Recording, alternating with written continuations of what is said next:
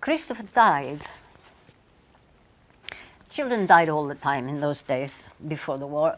I was lucky. My babies all were healthy. And he was the healthiest, strongest little boy. The boy who should not have died.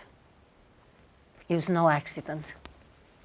It was no disease. If you hadn't gone to Greece, if you hadn't had this mania about finding your family... You're not going to blame me, husband.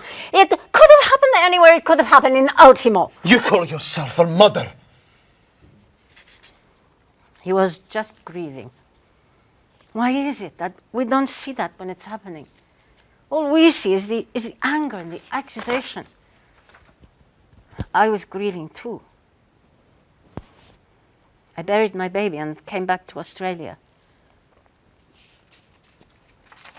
It was 1932. I thought if we got on with our lives, we could start to get better. We sleep in the same bed, we get up at the same time, we eat in the same chairs, work side by side at the cookers, help the children with their homework.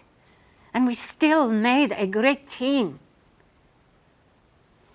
But it was broken. We had always touched, brushed a hand, covered in flour or fish grease. I loved the touching. You know how impossible it is not to touch in a small shop full of children? And he managed it. I cried myself to sleep, and he would stay as far away in that little bed as he could. One night he cried too.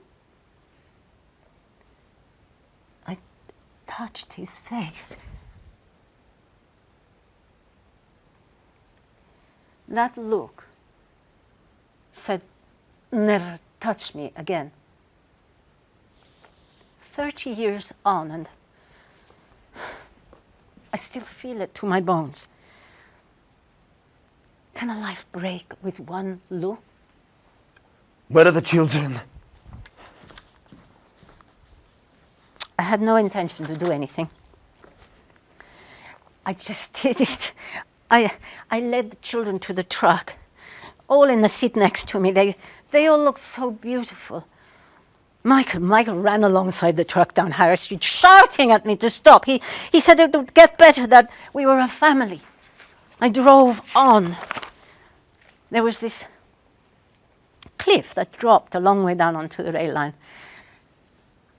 I am not evil. When you're at this place, evil doesn't come into it. Michael kept chasing us. I don't think he ever ran in his life, but he ran that day. I had to slow the truck to turn into that last road, and he caught us up again.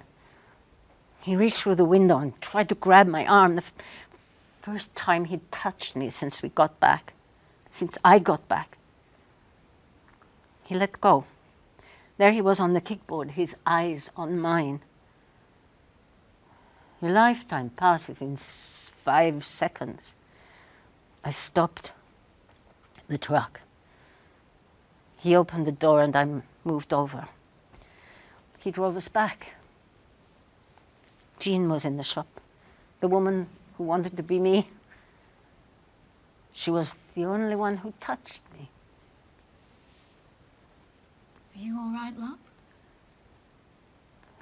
Never have words been spoken that were so kind. Go up and have a rest. I'll bring you some tea. And she did. She lingered.